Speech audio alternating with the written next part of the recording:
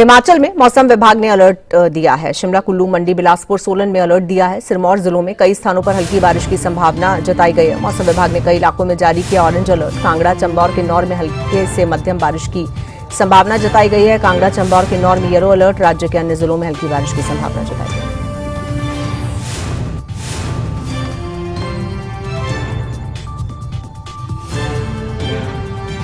तो हिमाचल प्रदेश में मौसम विभाग की तरफ से बारिश का अलर्ट है। कई जगहों पर ऑरेंज है और कई जगहों पर येलो अलर्ट है। कांगड़ा, चंबा और किन्नौर में येलो अलर्ट है।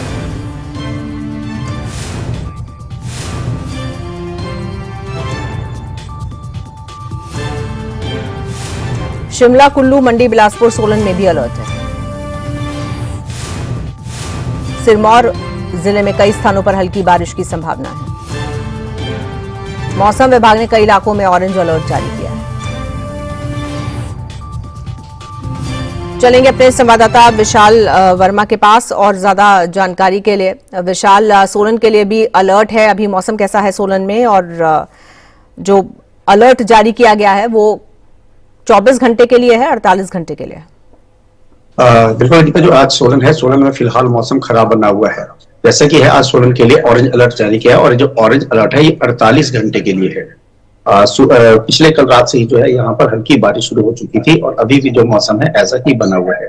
मौसम को देखकर अनुमान लगाया जा रहा है कि थोड़ी देर बाद तेज बारिश भी हो सकता है। अच्छा, मैं आपको बता दूं कि बारिश के कारण अभी भी जो है भूस्खलन भी कई जगह में चला हुआ है।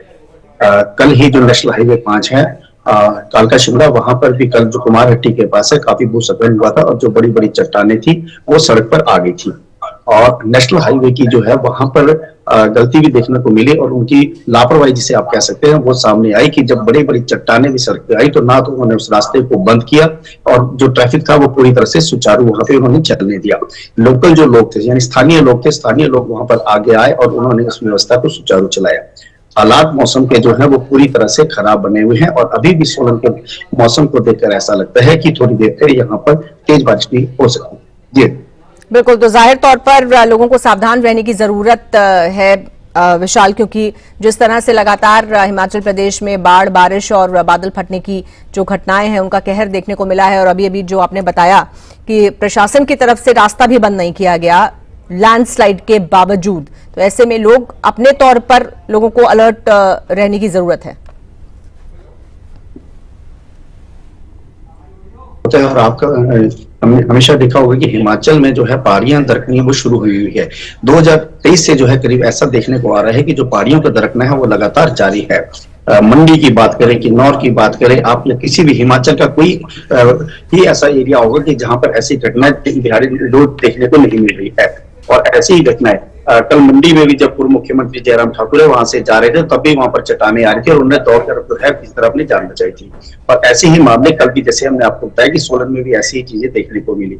अगर आप हिमाचल आते हैं तो वैसे तो इस समय हिमाचल आना नहीं बनता है क्योंकि मौसम फिलहाल अनुकूल नहीं है। अगर जरूरी हो तभी आए और आए तो कम से कम जब ड्राइव कर रहे हो तो इस बात का ध्यान रखें कि आपकी जो नजर है वो आपकी पहाड़ी वाली तरफ हो। और लेकिन सबसे बड़ी जो एक बात है, अगर आपने देखा होगा, अगर आप हिमाचल आते हैं तो जो सनरूफ वाली गाड़ियां होती है उससे आप बाहर निकल जाते हैं और ये जो है सबसे ज्यादा इस समय खतरनाक बना हुआ है क्योंकि अगर आप बाहर निकलते हैं और ऊपर से कोई चट्टान गिरती है या पत्थर आता है तो वो जानलेवा भी हो सकता है। तो ऐसे में ये जो छोटी छोटी बातें होती है इनका भी आपको ध्यान रखना है और साथ ही गाड़ी चलाते हुए अगर आप थोड़ी सी भी लापरवाही बरतेंगे तो उसका खामियाजा आपको या आपके परिवार को जरूर भुगतना पड़ सकता है। बिल्कुल ठीक है, बहुत शुक्रिया आपका विशाल इस जानकारी के लिए।